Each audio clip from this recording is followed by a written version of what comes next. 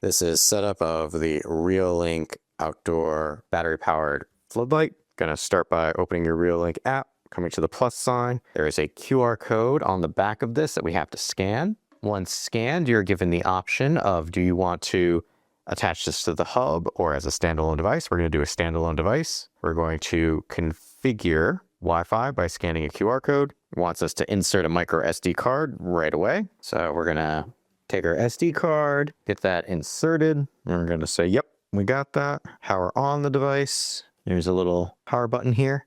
All right, and that is flashing red now. Next, indicator light is flashing red. Next, 5 gigahertz versus 2.4. This particular one is a 5 gigahertz. So we're just going to put in the password. Once you have your password inputted, hit next. And then this is going to require you to scan a QR code on your phone. So we're going to try and do this around the camera. Camera is connecting to your router. Please wait. Okay, so we're going to say, I heard the beep sound, and now we're waiting for the connecting to your router successfully. Connection to the router succeeded. Blue light. Welcome to Reolink.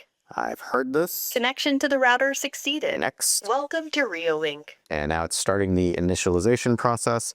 We need to create a standalone password for this and decide if we want illegal lockout turned on or off. Once you have confirmed your password, you hit next. Where is this going to be located? But this is actually naming your device. Hit next. So we've got different types of battery modes. We have power saving, we have detection priority, and then AI powered extended recording. We're gonna leave it on this one for now. We'll test out the other ones later. And just kind of giving you some examples of what to avoid. It has initialization complete, and there's a QR code share there, which we don't want. We're gonna hit finished. There you can see my setup. So that's live. So we're gonna hit done, and there we go. Setup is complete.